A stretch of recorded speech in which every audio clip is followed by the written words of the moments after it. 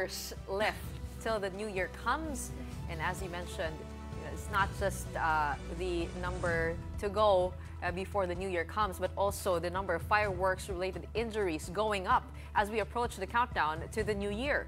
The Department of Health recorded 25 new cases today, bringing the number to 188.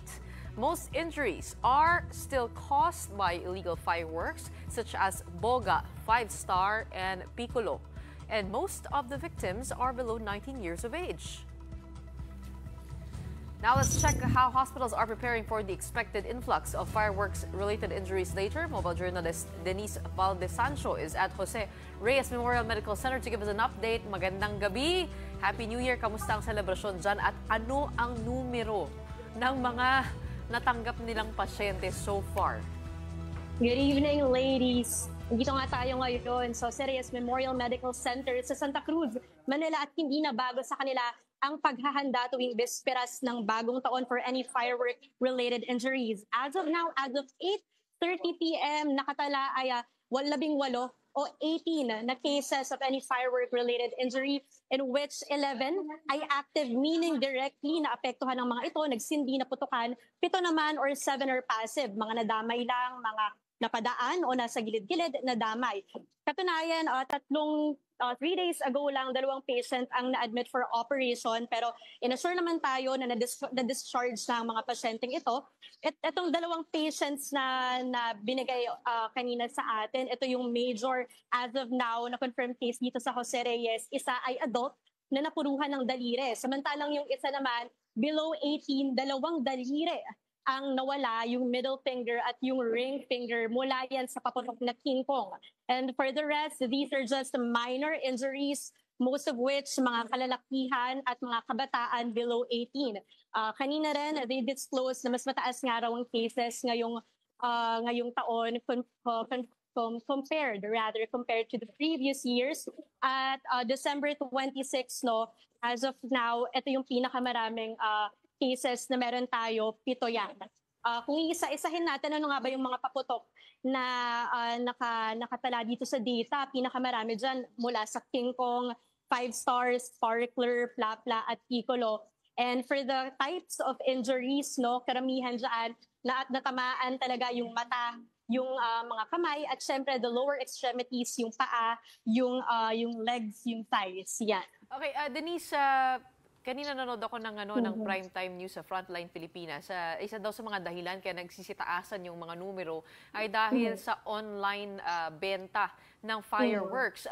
Natuntun mo ba yung dahilan kung bakit mas mataas ang mga numbers ngayon? Mas dahil nga daw as of now, dahil yung iba nga iba late nang bumili ngayon, at actually hindi. Yung isa sa dinisclose sa atin, marami nga kasi yung mga nakakurious na kabataan daw ngayon at nakakahawaan. Actually, kanina lang, meron pa tayong isang kaso dito, napapasok lang, hindi pa lang naitatala, puro kabataan.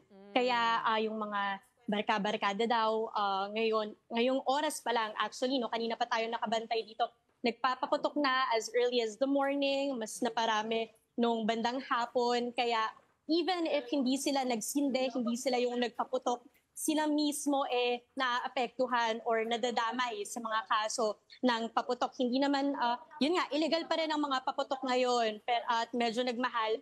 Pero hindi talaga maiwasan na may mga bumili at gumamit dahil nga nakasanayan na gumamit ng paputok tuwing bagong taon. Kasi meron nga mga TikTok videos daw. Oo, totoo talaga.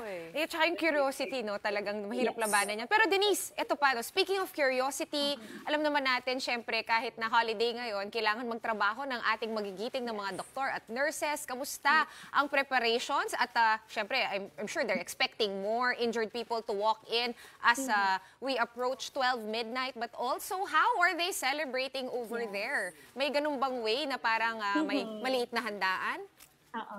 Sean, ladies, alam mo sanay na, ang mga personal dito, ang mga doktor na dito mag-celebrate ng New Year, pero kanina lang, meron silang maliit na handaan sa may lobby, may mga handaan, Shanghai, syempre hindi mawawala yung mga ganyang maliit na salo-salo dahil nga hindi naman porket, meron silang preparation for the New Year, hindi na sila pwedeng mag-celebrate.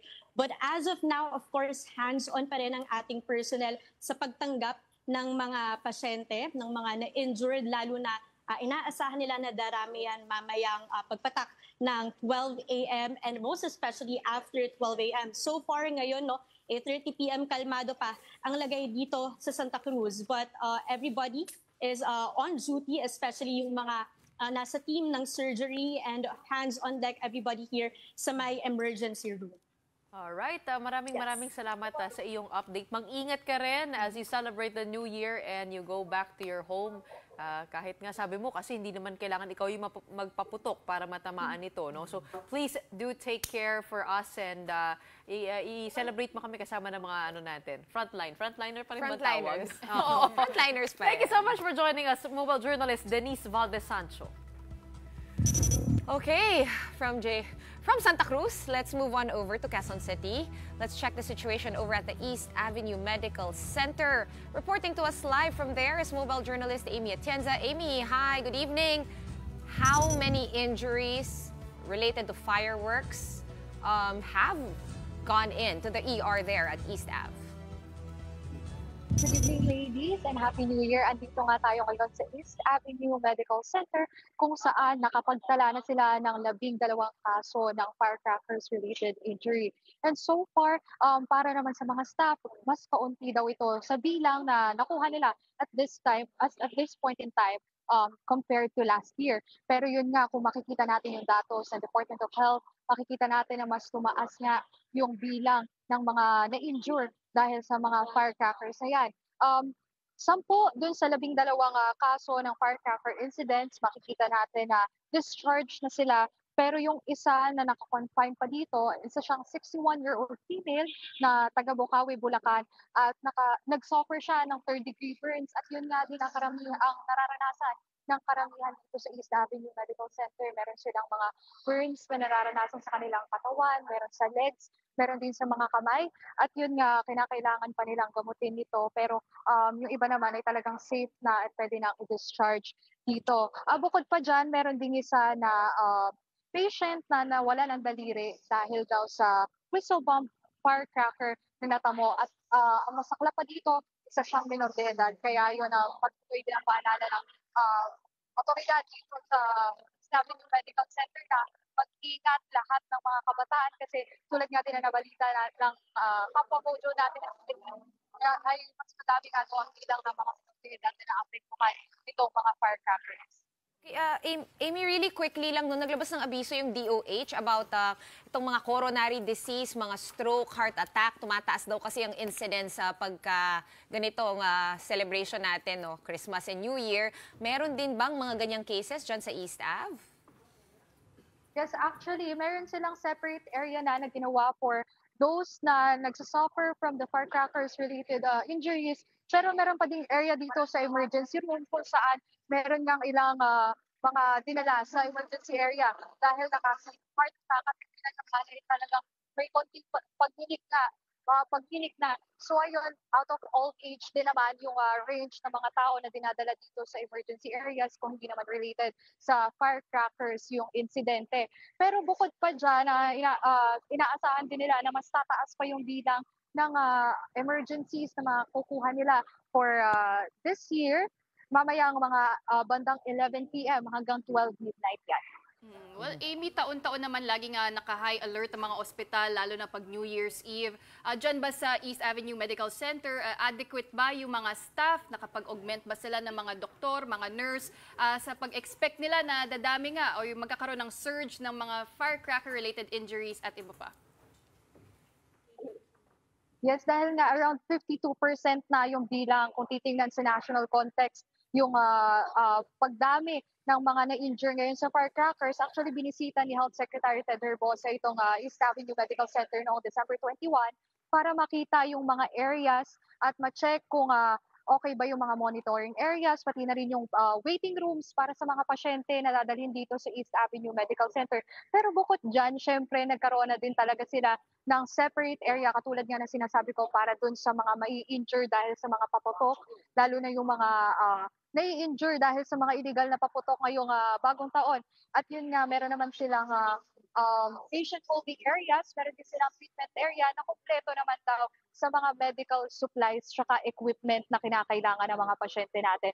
At yun nga, so far, meron silang nakadeploy ngayon na 116 staff. So 94 dyan ay doctors, 11 ay nurses, 9 ay nursing aides for East Avenue Medical Center. Dami yun Ang dami. Nakikita mo ba dyan yung celebration sa QC Circle?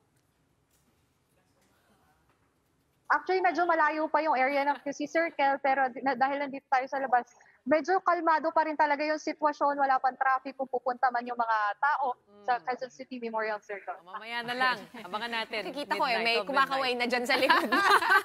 Alright, maraming salamat sa update. That was our mobile journalist, Amy Atienza from East Avenue Medical Center. Happy New Year, Amy. At mag-ingat kayo dyan.